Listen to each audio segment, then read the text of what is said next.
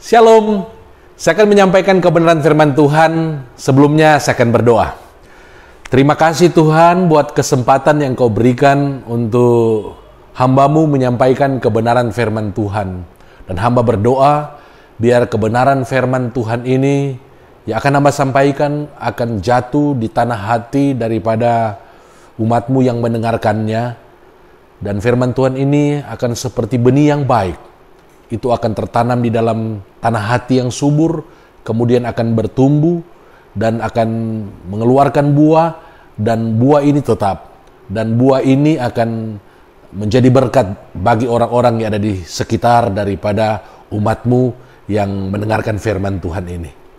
Roh Kudus, urapilah hamba-Mu, pakai hamba-Mu menjadi alat di tangan-Mu untuk menyampaikan firman Allah ini. Dalam nama Yesus, hamba sudah berdoa. Amin. Nah, firman Tuhan yang akan saya sampaikan ini terdapat di dalam Mazmur 139. Kalau di waktu yang lalu saya berbicara Mazmur 139 ayat yang pertama sampai dengan ayat yang ke-6. Bagaimana pemazmur dia mengagumi Tuhan yang begitu ajaib, dia maha tahu, dia maha kuasa, dan dia maha segalanya. Sehingga dalam ayat yang ke-6 pemazmur berkata dia tidak sanggup untuk mencapai pengetahuan seperti yang dimiliki oleh Allah, oleh Tuhan.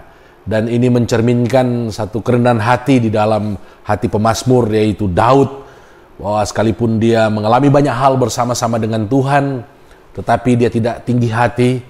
Dan memang dalam bagian yang lain dikatakan dia bukan pribadi yang mencari hal-hal yang terlalu besar bagi dia. Kita tahu kisahnya, dia seorang pengembala 2-3 ekor kambing domba, tetapi dia melayani Tuhan dengan dia memelihara, bertanggung jawab terhadap 2-3 ekor kambing domba, sehingga pada waktunya Tuhan memilih dia, mengangkat dia, dan Samuel mengurapi dia, dan dia mengalahkan Goliat. Kemudian dia menjadi jenderal daripada Saul yang terkemuka, dan dia dipuja, dan kemudian dia menjadi raja atas Yehuda, dan akhirnya dia menjadi raja atas seluruh Israel. Tetapi di atas semua keberhasilannya, dia tetap rendah hati. Nah, pada saat ini saya akan berbicara tentang ayat yang ke-7 sampai dengan ayat yang ke-12. Di dalam ayat yang ke-7, pemazmur berkata, "Kemana aku dapat pergi menjauhi roh-Mu? Kemana aku dapat lari dari hadapan-Mu? Jika aku mendaki ke langit, Engkau di sana. Jika aku menaruh tempat tidurku di dunia orang mati, di situ pun Engkau. Jika aku terbang dengan sayap fajar dan membuat kediaman di ujung laut, juga di sana tangan-Mu akan menuntun aku, dan tangan kanan-Mu memegang aku. Jika aku berkata, biarlah kegelapan saja melingkupi aku, dan terang sekelilingku menjadi malam, maka kegelapan pun tidak menggelapkan bagimu. Dan malam menjadi terang seperti siang, kegelapan sama seperti terang." Oh, luar biasa. Sungguh suatu ungkapan dari dalam hati, dari pengalaman-pengalaman hidup bersama dengan Allah yang luar biasa, yang keluar dari dalam hati daripada pemazmur, dan dia menyaksikan, dia menyampaikan, dan kita bisa mendengarkan pada saat ini. Pemazmur mengalami hal-hal yang dia membuat dia terkagum-kagum dengan Tuhan. Kalau kita melihat di ayat yang pertama sampai dengan ayat yang ke-6, bagaimana dia menyaksikan bahwa Allah itu menyelidiki dan mengenal dia, Allah itu memeriksa dia, Allah itu mengerti akan dia, Allah memahami setiap jalan-jalannya, dan Allah juga membentengi dia. Allah ada di depan, ada di belakang dia, dan tangan kanan Allah ada di atas dia. Sehingga pemazmur dari seorang pengembala kambing domba yang 2-3 ekor, dia diangkat, dia menjadi raja yang terbesar di Israel. Bahkan dia ditakuti dan dihormati oleh bangsa-bangsa yang ada di sekitarnya, di mana mereka menunjukkan hormat dan takut dan segan mereka kepada Daud. Mereka mempersembahkan, membawa upeti-upeti kepada Daud. Tetapi di sini kita melihat bagaimana Daud sangat bergantung kepada Tuhan. Daud sangat mengandalkan Tuhan di dalam hidup ini. Untuk itu, mari kita juga mencontoh kepada Daud. Kita menjadi pribadi-pribadi yang bukan hanya rendah hati, tetapi kita pribadi-pribadi yang sangat mengagumi Tuhan. Kita menjadi pribadi yang mengagumi dan menghormati Tuhan, dan itu bisa kita ungkapkan lewat perkataan-perkataan kita, lewat kesaksian-kesaksian kita, bagaimana Allah itu baik. Kita tidak bisa mengagumi Tuhan, kita tidak bisa menghormati Tuhan, tetapi kita hanya berdiam. Ya, ada waktu-waktunya kita menghormati Tuhan dengan kita berdiam, ya. Tetapi ada waktunya bagaimana kita menyaksikan akan kebaikan Tuhan, akan kemahakuasaan Tuhan, akan bagaimana Tuhan di dalam hidup ini Dia melindungi kita, Dia menjaga kita, Dia menyertai kita dengan hal-hal yang ajaib. Dan ini harus menjadi iman saya dan saudara, umat Tuhan pada hari-hari ini. Bukan hanya Daud, tetapi kita yang hidup pada saat ini, kita harus mengagumi Tuhan lebih dari segala-galanya. Kita harus meyakini Tuhan lebih dari segala-galanya.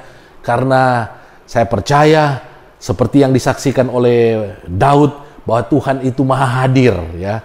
Dalam ayat yang ke-7, ini dikatakan, dimanapun Daud berada, di situ Tuhan ada. Ketika dia mendaki ke langit, di situ Tuhan ada. Ketika dia menaruh tempat tidurnya di dunia orang mati, di situ juga Tuhan ada. Dan Tuhan itu bukan hanya Dia hadir, tetapi Dia juga dikatakan dalam firman Tuhan ini, dikatakan Dia menuntun Daud. Kemudian tangan kanannya memegang Daud. Sehingga itu yang membuat iman daripada Daud itu semakin kuat. Karena Tuhan bukan hanya Dia yakini sebagai Tuhan yang maha hadir, tetapi Dia juga Tuhan yang menuntun kehidupan Daud.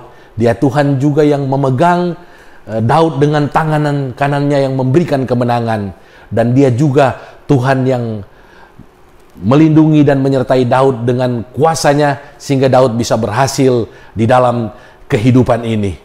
Ini juga yang Tuhan akan lakukan dalam kehidupan saya dan saudara. Kalau kita tetap percaya kepada Tuhan pada hari-hari ini, kita tetap menjadi pribadi yang rendah hati, kita tetap menjadi pribadi yang mengagumi Tuhan dan menghormati Tuhan yang kita tunjukkan lewat kesaksian yang keluar dari mulut kita. Percayalah, Tuhan tidak akan membiarkan saudara. Tuhan tidak akan meninggalkan saudara. Firman Allah berkata, Allah berfirman bahwa aku sekali-kali tidak akan membiarkan kamu, aku sekali-kali tidak akan meninggalkan kamu. Itu kata firman Allah, itu janji Tuhan bagi saya dan saudara. Untuk itu, mari kita meresponi kebenaran firman Tuhan ini. Mari kita meresponi apa yang Tuhan janjikan di dalam hidup ini.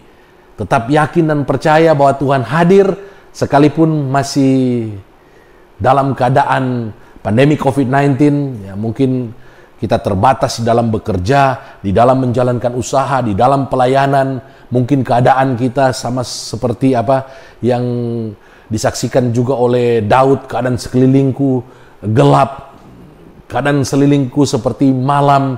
Tapi percayalah, firman Allah berkata, terang sekelilingku sekalipun menjadi malam, bagi Tuhan kegelapan itu tidak menggelapkan bagi Tuhan.